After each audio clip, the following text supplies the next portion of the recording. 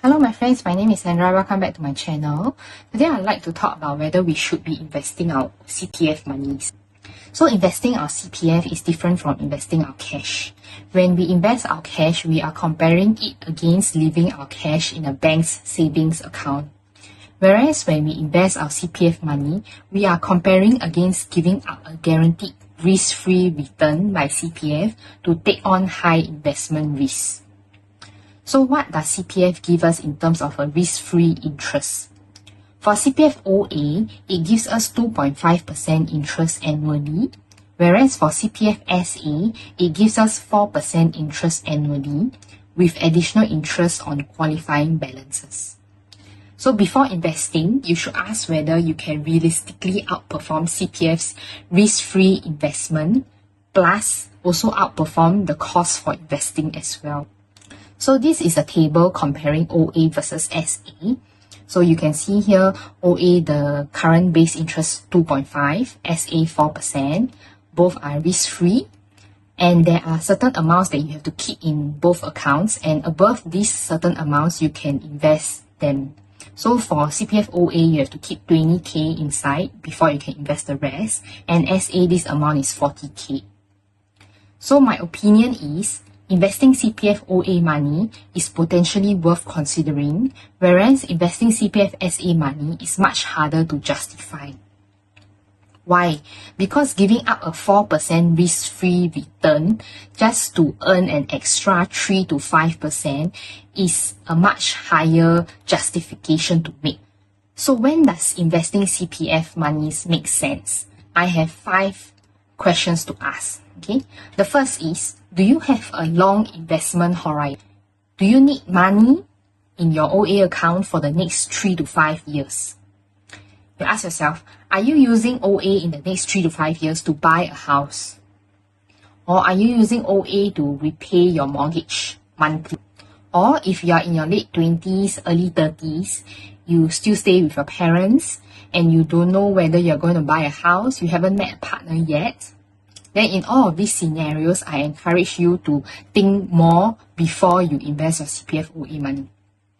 However, if let's say you are in your late 40s or even early 40s and you have fully paid off your HDB flat, you and your partner are very sure that you are not going to upgrade or buy another house in future, then you can potentially consider investing your CPF OA money. Let's say if you are in your late 20s, you don't know whether you are going to meet a partner or you don't know whether you are going to buy a house in the next 3 to 5 years. So you use your CPF OA money to invest. And in the first year, you make 10%. So you think that you are an investment guru. I made the right decision to invest my CPF OA money. However, in the second year of investing, some market conditions come out, some tariffs are implemented, and the stock market tanks 20%, 20-30%. And at that same year, you meet a partner and you both decide to settle down and buy a house.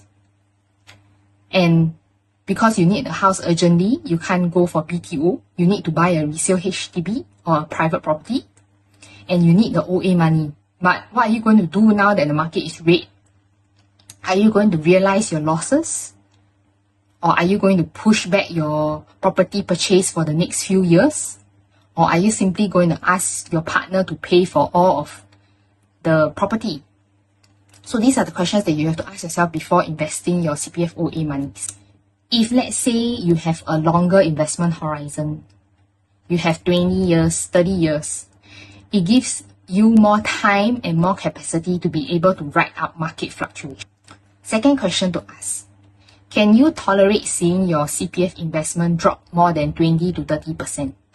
So like the scenario earlier, let's say if you invested $100,000 of your CPF, and in the second year, some kind of market condition happens, and the market tanks 30%. Now you see $70,000 on your investment portfolio for your CPF. And then you ask yourself, should you sell? If let's say you are an emotional investor, you scared that the market will continue to tank because the tariffs are still continuing or the war is not going to end, and you think that I can catch the market back at a lower point, you sell, and for some reason when you sell, the market rebounds, or they decide to lift the tariffs. And that's when you buy high, sell low, buy high, and that's when your portfolio will not do well. However, if you have a long investment horizon and you don't panic when the market crashes, that's when you can buy more when the market crashes, and when the market recovers, eventually you'll see higher returns on your portfolio. Number 3, third question to ask yourself, have you already invested your cash, or do you have more cash to invest? If you have more cash above your emergency fund and you haven't invested the money yet, then I would say investing the cash makes more sense than investing your CPF money. Why? Because investing your cash gives you much greater flexibility when you invest. You can withdraw your investments whenever you want. However, if you invest your CPF, you have restrictions around when you can invest, how you can invest, and when you can withdraw the CPF monies. You also cannot withdraw CPF money whenever you like. Whereas for your liquid cash investments, you can do so. So I would rather prefer investing cash first than investing your CPF. The fourth question to ask, can you actually beat CPF after the cost? So CPF investments, they have various costs. They have the fund total expense ratio, the platform fee or the brokerage fee, they have the transaction fee, and the agent bank fee. So some brokerages, they can charge even a minimum of $25 per transaction. And the agent banks, there is no way around this. Agent banks will charge you around $2.20 per counter per quarter. So if let's say you invest in more counters, then the fees will be higher. So that is at least a $8.80 charge per year by the agent banks. So in the same vein, you also have to ask yourself the fifth question. How much are you planning to invest per transaction or per year? If let's say you are just only planning to invest $500 in your CPF investment account and just leave it there, $500 for a cost of $8.80 per year, that is 1.7% of the cost already. Plus total expense ratio, we give about 0.03%. So that is at least a 1.73% that you are seeing in cost fees already. So if you compare this to CPF SA, you are earning 4% interest. And if your investment makes 5 to 7% return before fees, after fees, that would be about a 4 to 5% return. I don't think that is a very attractive return because you are taking higher risk for your investment just for an additional 1 to 2% gain. So you have to ask yourself, do you think that you can beat the CPF interest plus the cost of investing your CPF money?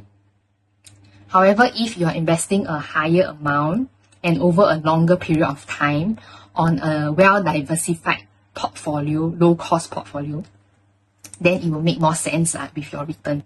So, who should consider CPF investing?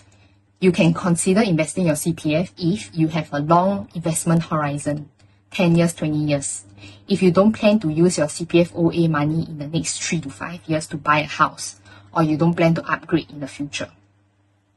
You can tolerate substantial market declines without panicking during a bear market.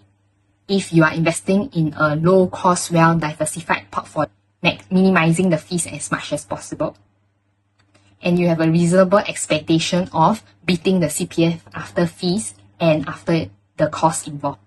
So who should not invest in their CPF monies? Don't invest your CPF if you're just a beginner, just starting to invest. You don't understand what you're buying. You're investing just because your friend said he made more money investing his CPF than leaving it in a bank account. Or you're investing just because CPF said 75% of people make more money investing than leaving it in their CPF account. Or if you panic when the markets sell and you will sell. Or if you panic when the markets fall, then you will sell. Or if you need OA for your housing soon, or if you're not sure whether you're going to use it for your housing, or if you're approaching retirement in the next 3 to 5 years. then I suggest you have to think more carefully before you use your CPF monies to invest. Okay, that's it. Thank you. See you next video. Remember to like, share, and subscribe.